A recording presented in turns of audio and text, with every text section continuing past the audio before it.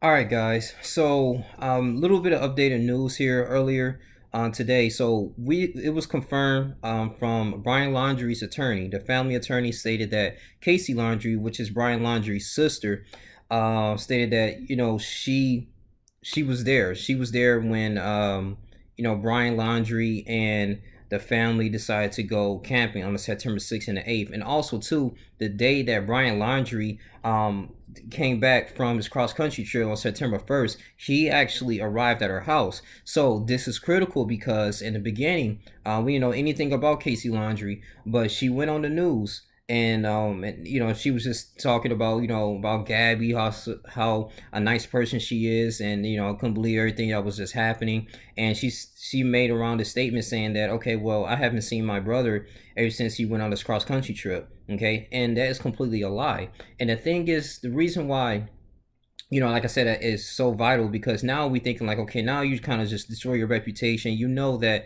your brother's a fugitive. We allegedly thinking that, okay, are you assisting like your parents, assisting your parents to help him, escape and evade the police? Because why lie about that? Why just you can even just say, hey, no comment, but at the same time you lie, and even your family attorney said like, yeah, it was confirmed that you guys did see each other. You guys had some type of interactions, and we don't know what the conversations was about too, where Brian Laundrie was talking to Casey Laundrie, saying like, hey, something happened with Gabby. I'm not coming home, so this is the plan. That's what I'm going to do. Eventually, they're going to go ahead and try to find me or whatever, or find her, and I have to escape. I can't go to jail. So we thinking like, okay, so it's some information, because if you're lying about the small things, it could be bigger things that's going on that can help us with this investigation, but you're not giving us any additional information. So I just feel like this whole mess right here is just like, why is the family just not cooperating?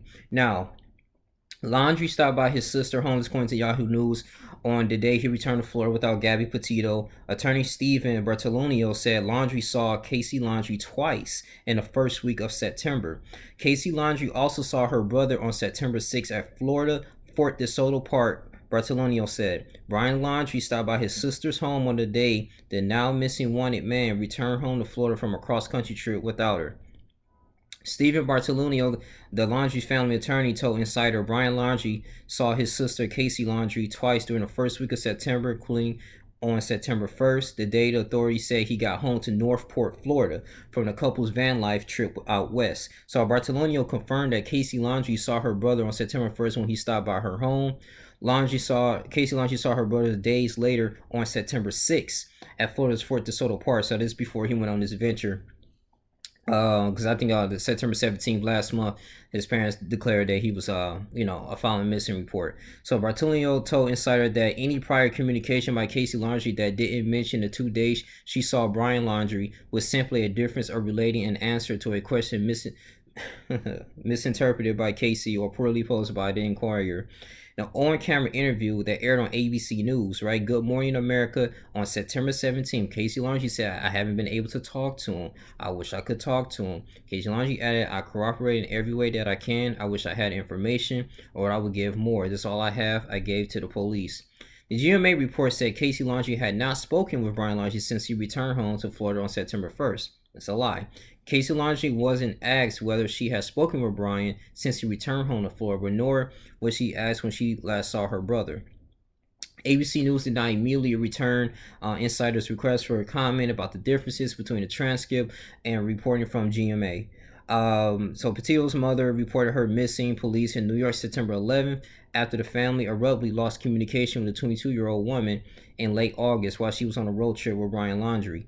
8 days after she was reported missing, Petito's body was discovered at the campsite. It was ruled as a homicide. We know that, and back in September 19th. But like I said, man, it's super crazy. Like, why would you go camp if you know that your brother, like, he didn't come home with his fiance for whatever reason, right? And you're gonna decide to go camping with him, like everything is all good. So we thinking like, what was the discussion there? What was the conversations that was taking place in Fort DeSoto Park? That's what I'm thinking. It's really frightening. It's really sad. So really getting exposed. And the crazy part is they had the body cam footage as well too, of like, in Moab, Utah, when they was pulled over on August 12th. And because, according to Gabby, she had OCD or whatever, and it could be many other reasons, I believe, but it still didn't justify what Brian was doing to her, hit her aside the head and stuff. And I believe, she was like, kind of defending herself a little bit, but didn't hurt him too bad or anything. But he's just, all his insecurity and just went crazy, man. And also to that incident at Jackson Hole, Wyoming, and that Mexican restaurant at a Mary, Piglet. So at the end of the day, man, he was arguing with the hostess and the waitress, and they was, she was like outside crying, sobbing, and she was apologizing for his behavior. So I believe that ticked him off as well. So that was just what I'm thinking is kind of leading up to why he killed her. But this is it's completely sad in so many levels, man. It was, the crazy part is that he said he never had a cell phone, but he pulled a phone out. I think Gabby was calling her parents as well, talking to her. But yeah, August 12th, man, that was really a crazy thing. I understand like what the police was kind of doing. They did a good job as far as separating them too. But I really wish they would have used their discernment or went with their gut feeling, because I know in most of domestic violence cases, yeah, you got the, even if the woman is the victim, when the man is beating on her, they don't want the police to go in and press charges on the man. So they like, okay, well, I mean, don't press charges on him. I just want to be separated for a few hours and still be with him. It's like that Stockholm syndrome. So now it's kind of wasting time. Like you can't really, it's too much. It's not too much you can do.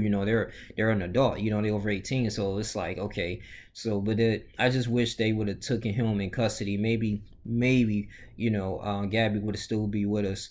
But that's whole here and there, man. I'm not gonna disrespect the whole Moab, Utah Police Department, man. But I just wish little things could have been done. I just felt like they was kind of really too soft on Brian Laundrie. Even though you got a call and you could see like her demeanor, that she was shaking, she was scared, she was nervous. She didn't know what to do, and of course she didn't want to be like just by herself too much, because she doesn't really drive the van too much. So she kind of rely on Brian to do that. And then, she cross country, she's like, out of her element a little bit. But, here and there, man, rest in peace. Like I said to Gabby, but I believe Dog, he's doing this thing. It's really interesting how like more information is coming out. I think the FBI is still searching all the campers right now. That was near the laundries around like September 6th through the 8th. But we'll see. They was confiscating some items. I think too, I seen like a couple days ago too, like when the Brian Laundrie's family, they was taking some items out from the camper. I'm like, for what? You know what I'm saying? Like, was he staying there for a few days or so? So the FBI won't, find certain things. Like, so we gotta see, man, what's going on. But I just hope that Cassie Laundrie is not hiding Brian in her house or something, or I'm pretty sure they probably know where he is, because they're not even having no type of sense of urgency in trying to look for their son, because they know where he is. They even returned his Mustang home, and with no cell phone. So who would do something like that? Take away their communication and their and their way to get home. That's transportation, right? So if someone is missing in your family, you're gonna do everything you means, if you love them, to find them. And you probably work with the police.